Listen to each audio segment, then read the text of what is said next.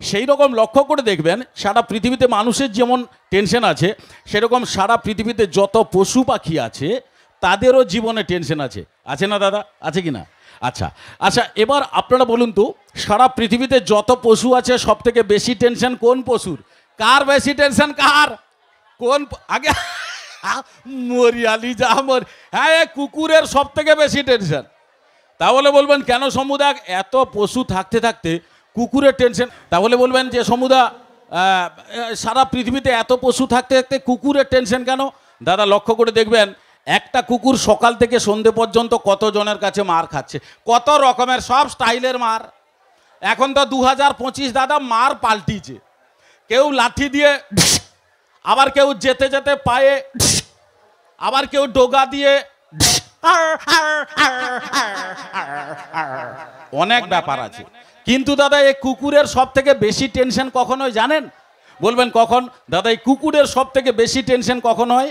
এই কুকুরকে যখন হনুমান মারে। তাহলে বলবেন সমুদা কুকুরকে হনুমান মারে?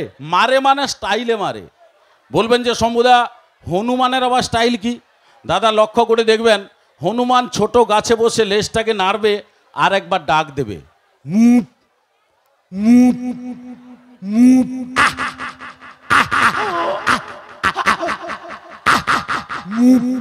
এই শুনেই দাদা কুকুর চলে এলো। কেন রে, তুই তো দূরে ছিলিস? এ দাদা মার খাবার জন্য আসছে। এবার লক্ষ্য করে দেখবেন হনুমানকে দেখে কুকুরের পরিবেশটা কিভাবে হয়। একটা গ্রামে তো অনেক রকমের কুকুর দেখা যায়, তার মধ্যে নেড়ি কুত্তা। হ্যাঁ, মার্কেটে বেশি চালু, যেখানে যাবেন পেয়ে যাবেন। এই নেড়ি কুত্তার আওয়াজটা কিভাবে হচ্ছে হনুমানকে দেখে? তার নাম নেড়ি, তার আওয়াজও সেই রকম। হনুমান আর নেড়ি কুত্তা।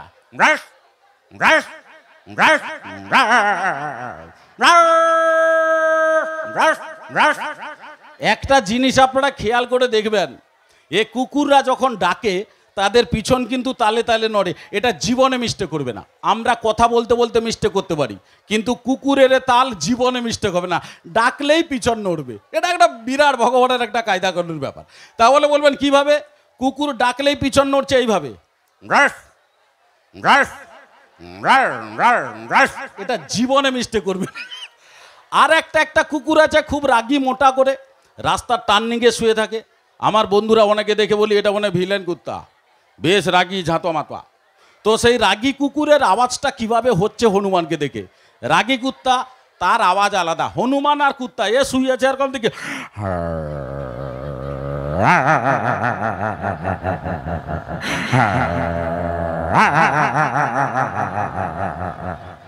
দাদা সেই সময়ে কুকুরের ঘাড়ে একটা মাছি বুঝছে।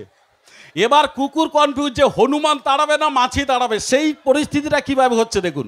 এদিকে হনুমান, ঘাড়ে মাছি, কুকুরের স্টাইল সঙ্গে সঙ্গে চেঞ্জ। কিভাবে? প্রথম হনুমান,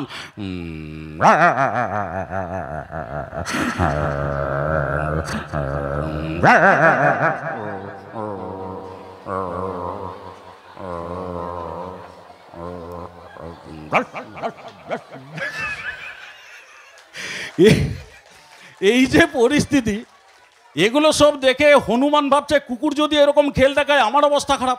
এই বলে দাদা হনুমান গাছ থেকে লাফ দিয়ে ছুট। আর হনুমান ছুটা মানে তার পিছনে কুত্তা ছুটবেই। তার পূর্বপুরুষের একটা প্রথা আছে, হনুমান ছুটলেই পিছনে কুত্তা ছুটবে। এবার লক্ষ্য করে দেখবেন হনুমান যখন ছুটে 120 কিলোমিটার গতিবেগ, কিন্তু দাদা হনুমানের ডিস ব্রেক আছে। হনুমান ছুটতে ছুটতে যে কোনো সময় বসে পড়বে, বসে পড়ছে, চাক করে বসে পড়ে।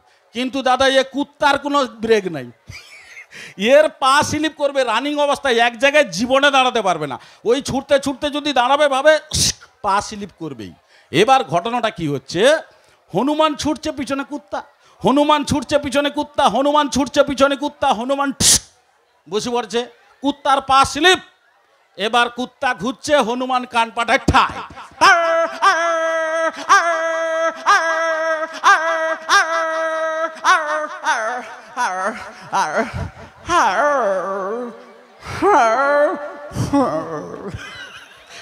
এ 7-8 পুরুষ হনুমানের সঙ্গে আর কুকুরে দেখা হবে না।